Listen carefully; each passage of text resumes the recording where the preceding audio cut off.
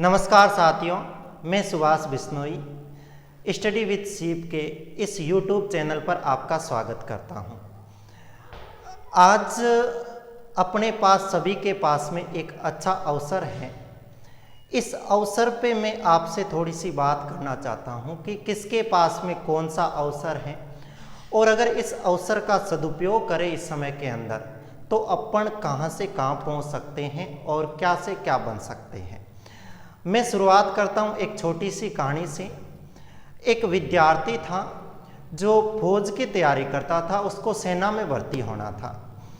उसने घर पर अच्छी तैयारी की, बहुत खूब दूध पिया, घी खाया और अच्छी तैयारी की, दौड़ की घर पे अच्छी। आखिर उसका समय आ गया उसकी परीक्षा का। फौज में उसको दौड़ करनी थी, तो उसको फौज में दौड़ करने के लिए लाइन में खड़ा किया गया। 50 विद्यार्थियों को एक साथ दौड़ने के लिए एक लाइन में खड़ा किया गया। उस लाइन के अंदर वो भी विद्यार्थी था। सभी को दौड़ शुरू करवा दी, सीटी बजाई, दौड़ शुरू हुई। उस विद्यार्थी ने भी दौड़ शुरू की, परंतु थोड़ा सा ही चला था वो कि उसका जो पैर है वो एक कंकड़ पर टकरा। छोटा सा कंकड़ था, उससे टकराया और वो गिर गया, क्योंकि दौड़ते हुए आदमी के छोटा सा कंकड़ भी बहुत होता है।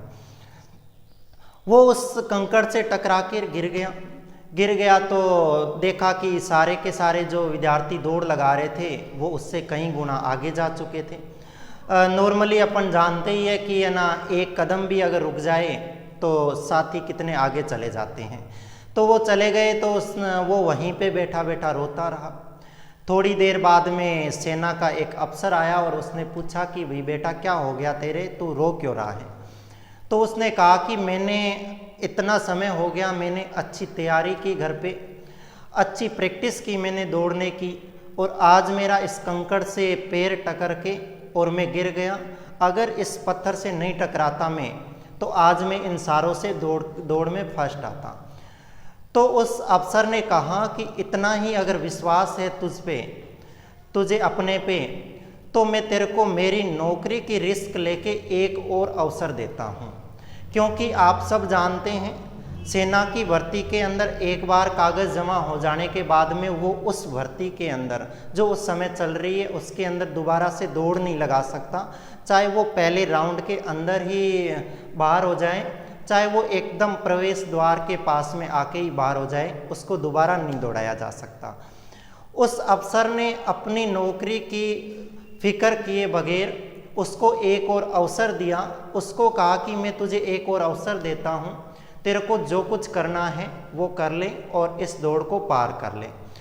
तो उसने कहा ठीक है। उसको अगले 50 विद्यार्थियों के साथ दूसरे राउंड के अंदर और दौड़ाया गया, दोबारा और दौड़ाया गया, तो उसने वो दौड़ पास कर ली, सबसे फर्स्ट नंबर पे आया और अपने आप को सेना के अंदर भर्ती करवाया। तो इसी हिसाब से जो उसको अवसर मिला था उसने उस अवसर का फ़ायदा उठा के अपने आप को सफल बना लिया। उसी हिसाब से आज इस समय चारों तरफ इस बीमारी का प्रकोप ऐसा है कि सारे अपना जीवन बचाने में लगे हुए हैं। किसी को कोई परवाह नहीं है कि पास वाला क्या कर रहा है, किस में क्या बीत रही है। सब अपना अपना जीवन बचाने के लिए भाग रहे हैं। तो मैं बताना चाहता हूं कि ये अच्छा अवसर है अपने पास में, विद्यार्थियों के पास में अच्छा अवसर है पढ़ाई करने का, क्योंकि अपने को घर पे बैठ के पढ़ाई करने का एक अच्छा अवसर मिला है। समाज सेवकों को अवसर मिला है अच्छा समाज की सेवा करने का, कि वो समाज की सेवा करे, गरीब लोगों की, असहायों की, वृद्धजनों की सेवा करे। संत समाज को, महापुरुषों को समय मिला है पशु पक्षियों की, पेड़ पौधों की, जीव जंतुओं की सेवा करने का। पुलिस को मौका मिला है समाज के लोगों की सेवा करने का। डॉक्टर्स को समय मिला है, अवसर मिला है बीमारों की इलाज करने का। देश के जो मुखिया है उनको अवसर मिला है देश की जनता का सेवा करने का। तो इस विकट परिस्थिति में, इस कठिन समय के अंदर मैं सभी से निवेदन करता हूं कि इस समय का अच्छा सदुपयोग कर लें। ये जो अपने को भगवान ने, ईश्वर ने अवसर दिया है, इसका सही उपयोग कर ले अपन, तो अपन धन्य हो जाएंगे।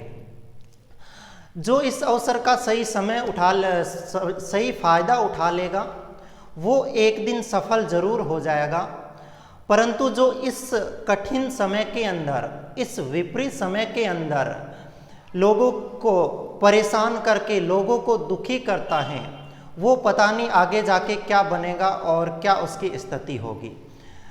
तो मैं इसी अवसर की बात करते हुए मैं सभी से निवेदन करता हूं कि अपने को जो अवसर मिला है और जिस स्तर पर अपन है, अपने को जैसी सेवा का अवसर मिला है वैसी अपन समाज की सेवा करें, वैसे अपने कर्तव्य का पालन करें और अपने जीवन को धन्य बनाएं। मैं आशा करता हूं कि ये अवसर आपको मिला है तो आप इसका सही सदुपयोग करेंगे। धन्यवाद। जय हिंद।